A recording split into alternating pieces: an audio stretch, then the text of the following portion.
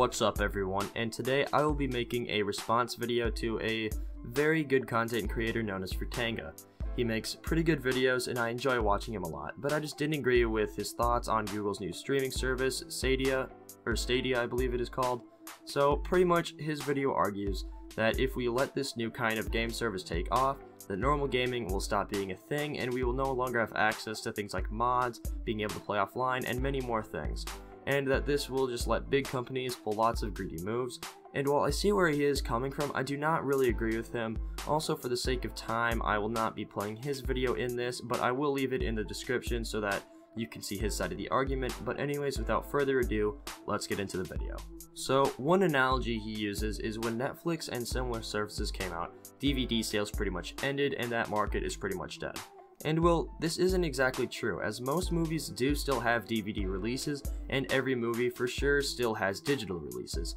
This is because even though most people don't buy movies this way, there is still a market for them, and it would be the same thing for games. As long as there is a market for these things, they would still release them this way, as buying individual games will still provide them with some profit that they do not want to lose out on, such as people that don't have good enough internet for the streaming service, or people that just don't want to pay for a monthly fee.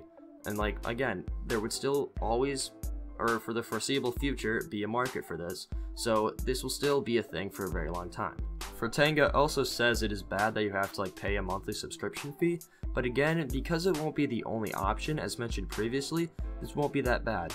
Take for instance Xbox Game Pass at $10 a month. This may seem expensive, but if you consider that a new game costs around $60, then if you only play 2 games from the Game Pass for around a year, then you are just starting to overpay at that year for the service, and that's only if you play 2 games for a year out of the 100+ games on the service, and they will have to price this competitively, as I don't see people picking this up if the monthly price is over, say, $15, as again, they have to price it competitively, otherwise it won't take off.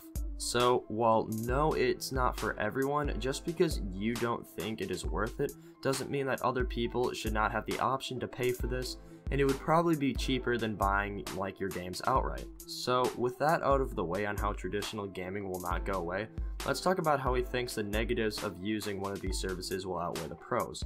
And pretty much he lists off a bunch of things that you can do with games now that you wouldn't be able to do with the streaming service, such as mods, the ability to host custom servers, and the ability to change your games, such as graphics and stuff. And to that I say, these are all things that are for the most part only for PC gamers.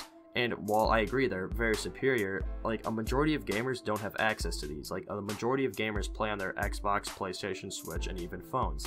And they don't care about these things, so the service is not appearing as big of a downside to them, and is only a convenience thing for them. He also brings up concerns that other companies will see this take off and try to mimic it with their own very anti-consumer moves. And to that I say, there will always be one person that is not being very anti-consumer with this, and that is Steam.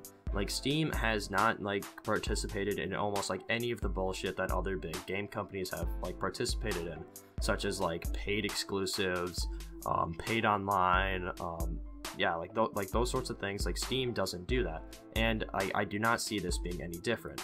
While Steam may have an option for this, I do not see them getting rid of their original store in any way, which means that you will probably always have the option to play games traditionally. So in conclusion, I 100% respect your opinion, and I see why you do not want to use it, but then how come you don't want it to exist at all? Why not give the option for people that want to use it?